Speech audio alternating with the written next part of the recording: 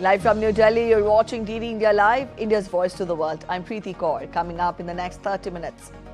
Prime Minister Narendra Modi wholeheartedly supports Trump's Gaza peace plan, terms it as a viable pathway to long-term and sustainable peace, urges all stakeholders to support the effort.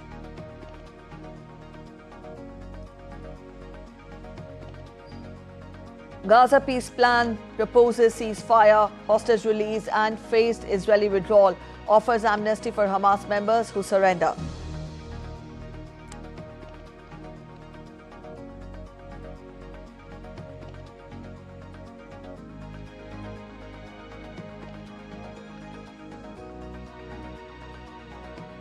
And in a historic series win, Nepal registers the first ever win against a full member West Indies, claims the 3-match T20 series with a game to spare.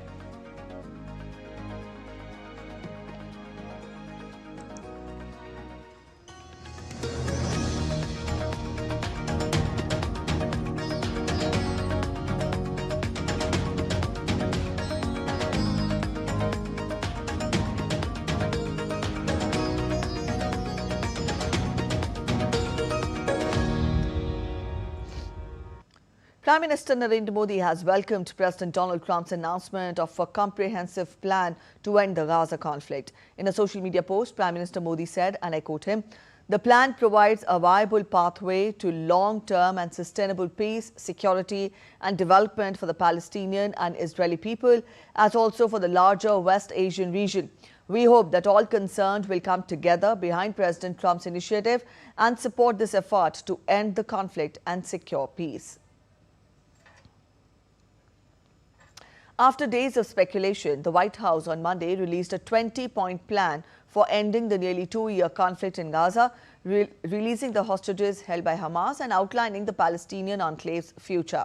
The White House released a 20-point document that called for an immediate ceasefire, an exchange of hostages held by Hamas for Palestinian prisoners held by Israel, a staged Israeli withdrawal from Gaza, Hamas disarmament and a transitional government led by an international body.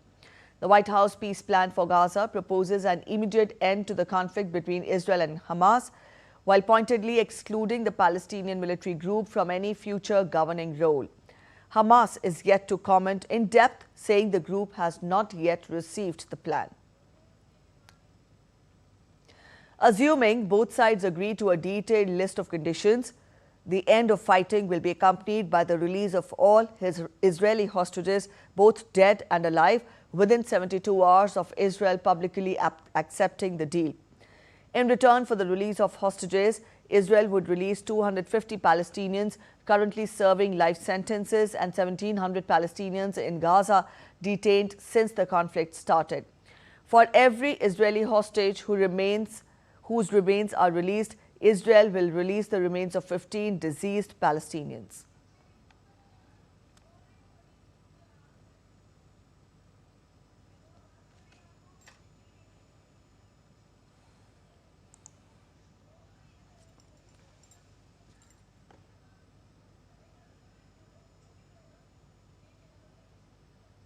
US President Donald Trump said on Monday that it is time for Palestinian militant group Hamas to accept the 20-point peace proposal that he agreed to with Israeli Prime Minister Benjamin Netanyahu regarding the future of Gaza.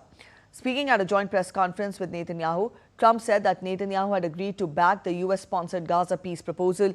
Trump said they were beyond very close to forging an elusive peace deal and that he hoped Hamas militants would also accept it. Yeah, it's a historic day for peace, and Prime Minister Netanyahu and I have just concluded an important meeting on many vital issues, including Iran, trade, the expansion of the Abraham Accords, and most importantly, we discussed how to end the war in Gaza, but it's just a part of the bigger picture, which is peace in the Middle East, and let's call it eternal peace in the Middle East. I also want to thank Prime Minister Netanyahu for agreeing to the plan and for trusting that if we work together, we can bring an end to the death and destruction that we've seen for so many years, decades, even centuries, and begin a new chapter of security, peace, and prosperity for the entire region. Meanwhile, Netanyahu endorsed Trump's proposal to end the conflict in Gaza, describing it as a critical step towards peace in the Middle East.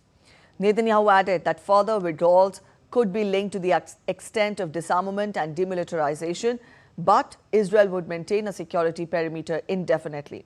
Netanyahu warned that if Hamas rejected the plan, Israel would act independently to achieve its goals. I believe that today we're taking a critical step towards both ending the war in Gaza and setting the stage for dramatically advancing peace in the Middle East. And I think beyond the Middle East, in very important Muslim countries. I support your plan to end the war in Gaza, which achieves our war aims. It will bring back to Israel all our hostages, dismantle Hamas's military capabilities, end its political rule, and ensure that Gaza never again poses a threat to Israel. India has maintained a consistent, clear and long-standing position towards Palestine. India has always supported a negotiated two-state solution within secure and recognized borders, living side by side in peace with Israel. According to official sources, India was one of the first non-Arab countries to recognize PLO as the sole and legitimate representative of the people of Palestine, becoming one of the first countries to recognize the state of Palestine. India condemned the terror attack by Hamas on 7th of October 2023. However, it remains concerned at the security situation. India has also reiterated time and again for peaceful resolution of the conflict through dialogue and diplomacy.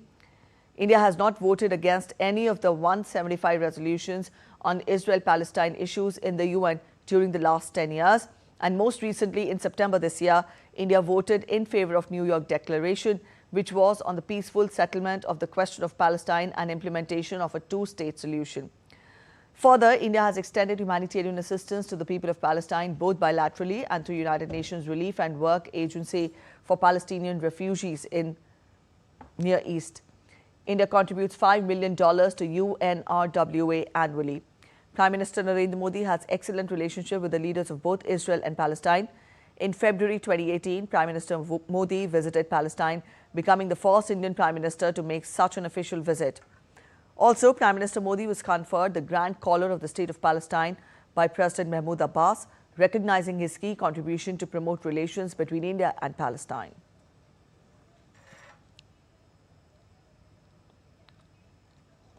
All right, our correspondent Akshay Dongre joins us to get us more. Akshay, we've seen that President Trump and Israeli Prime Minister Benjamin Netanyahu have forged a 20-point plan which they've put forth. Though the plan has been welcomed by the EU, by Arab countries and the Palestine Authority, but Hamas is yet to react on it, and it has said that it is yet to receive this plan. Get us more, how viable or how feasible does this plan look?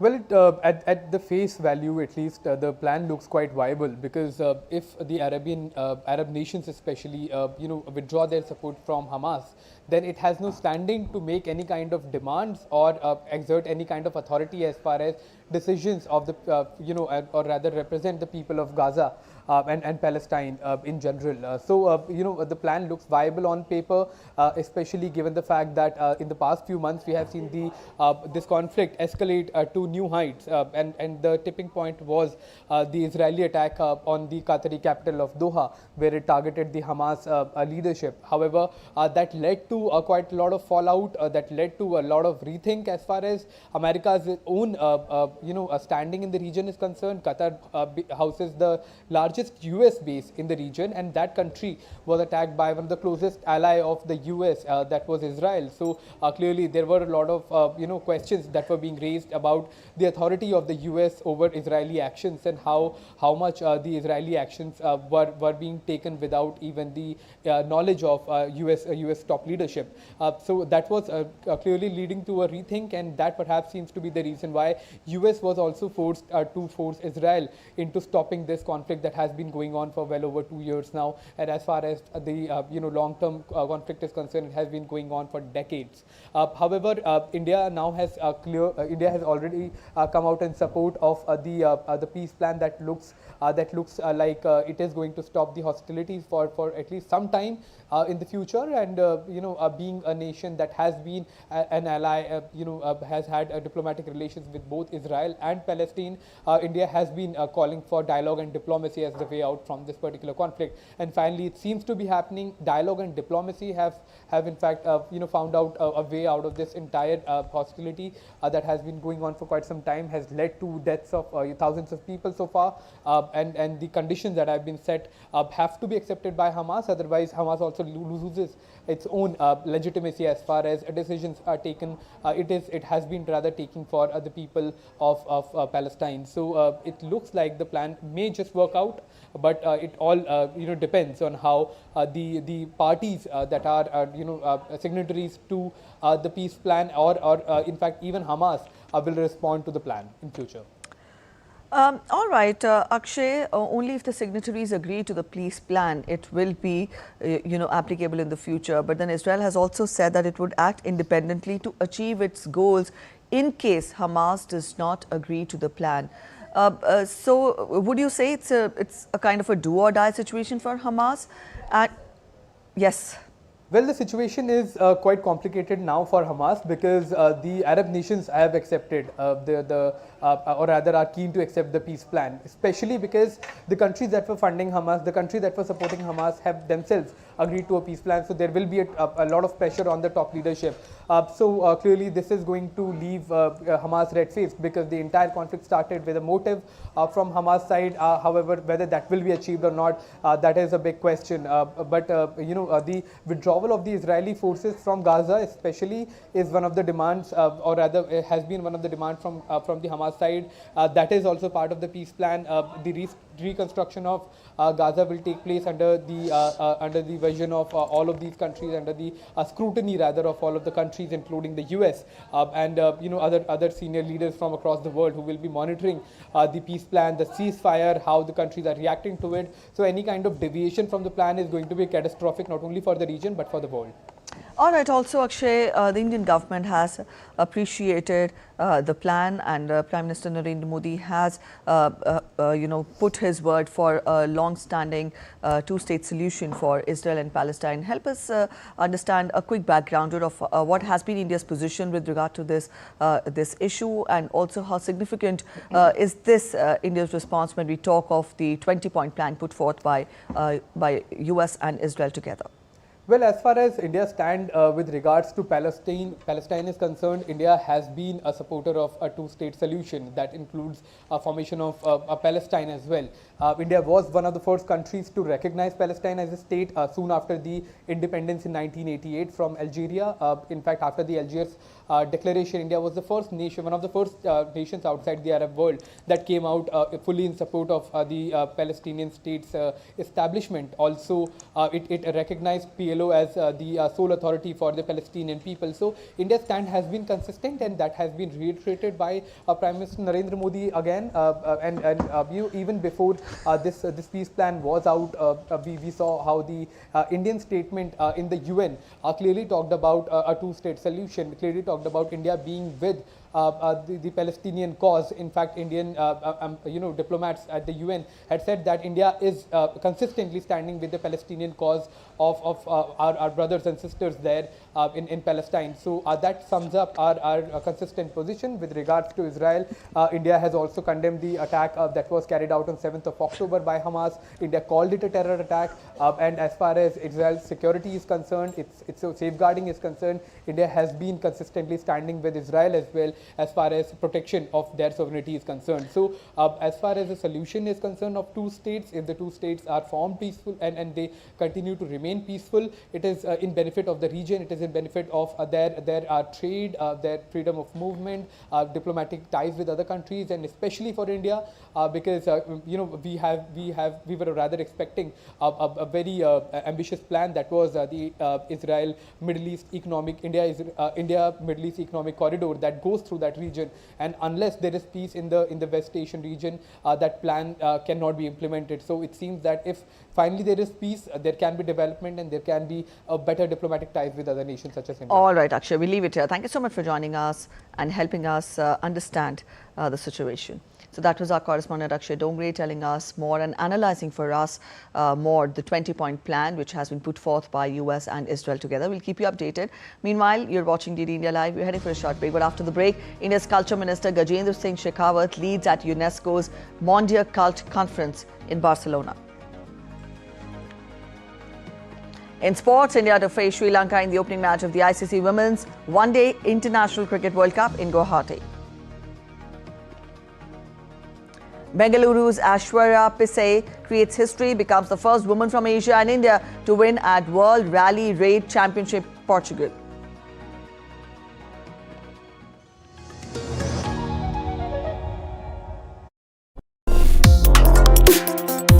Complex issues, hidden agendas, twists and turns, strategic games. We think all dots are linked. We just need to connect them. Join me every week as I connect the dots to unravel hidden designs in statecraft, mysteries, and decode issues that matter to you. Watch Connecting the Dots with me at these times on DD India.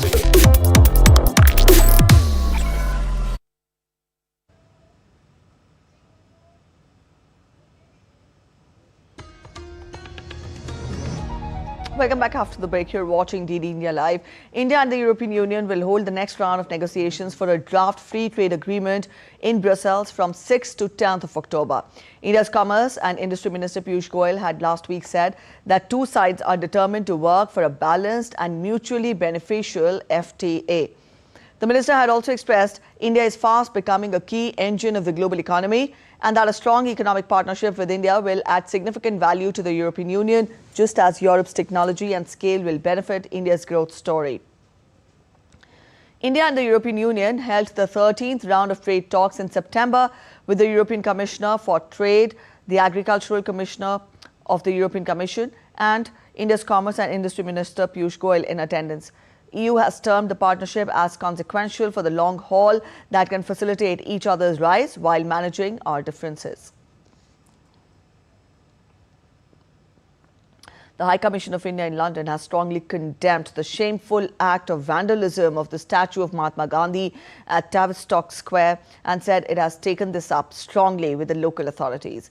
Taking to social media X, High Commission of India in London said, and I quote, "The High Commission of India is deeply saddened and strongly condemns the shameful act of vandalism of the statue of Mahatma Gandhi at Tavistock Square in London. This is not just vandalism, but a violent attack on the idea of non-violence 3 days before the International Day of Non-Violence and on the legacy of Mahatma Gandhi. The Commission has taken this up strongly with local authorities for immediate action, and our team is already on site coordinating with authorities to restore the statue to its original dignity."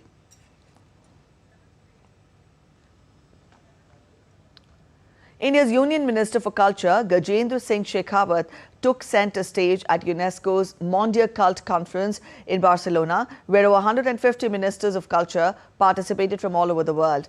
Earlier this year, India chaired the Asia-Pacific Regional Consultation, feeding regional priorities into Barcelona's negotiations. India is pushing for a standalone global goal for culture in the post-2030 UN agenda. Take a look.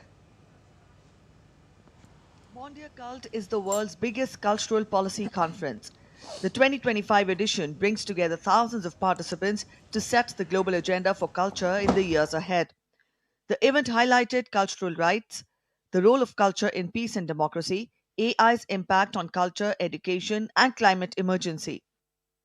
The Indian delegation put forth their agenda highlighting collaboration on cultural heritage, digitalizing and advancing cooperation on heritage and the creative sectors. The day concluded with a final document rather than a new declaration that all attending ministers are expected to adopt.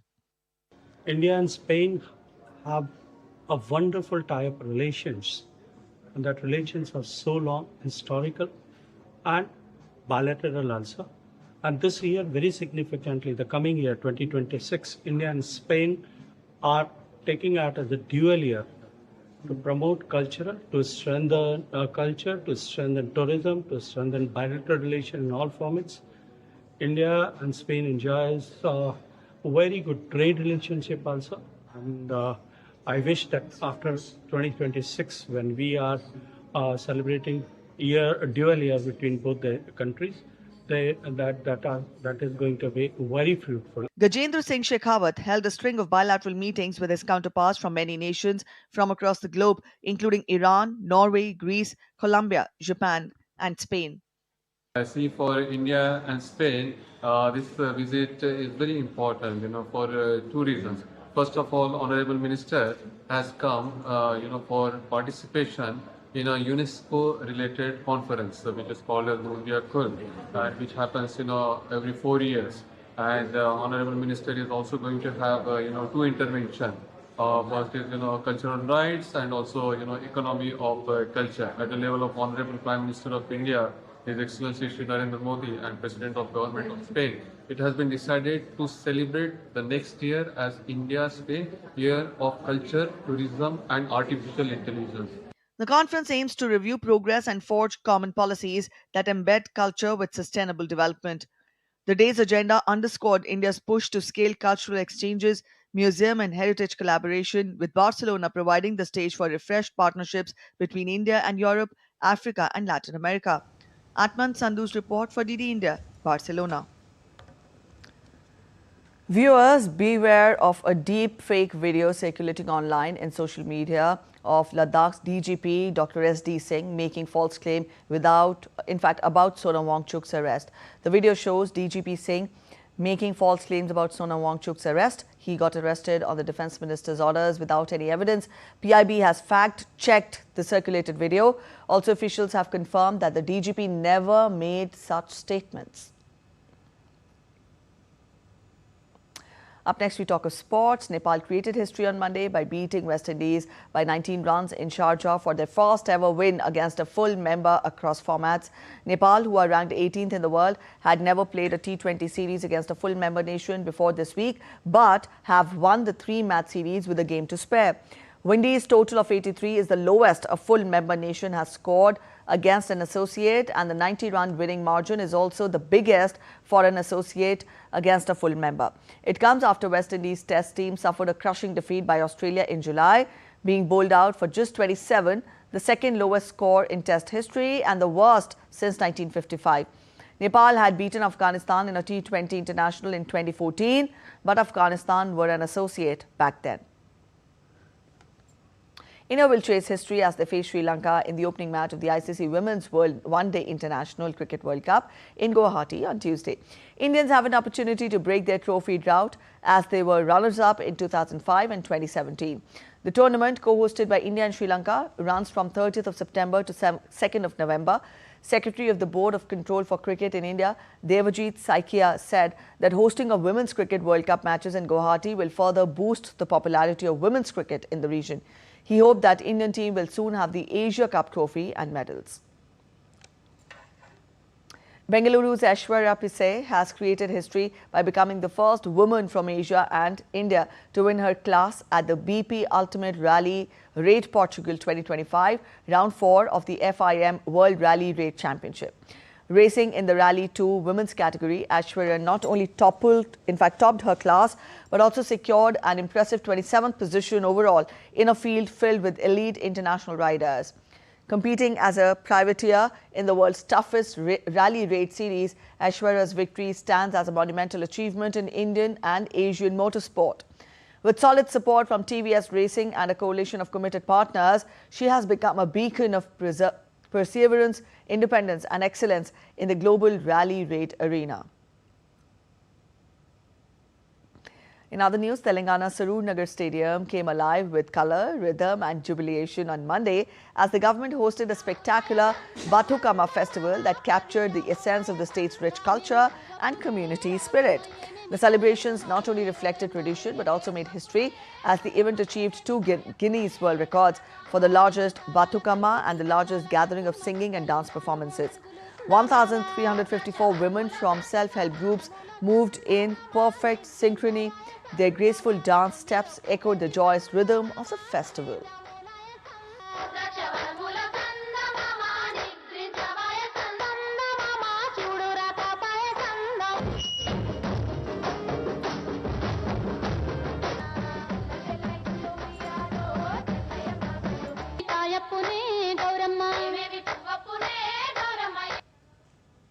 With that, we end this edition of DD India Live. But let us know your thoughts on the news of the day. For those of you on the go, you can get all the latest news and updates from India and across the world on the DD India mobile app.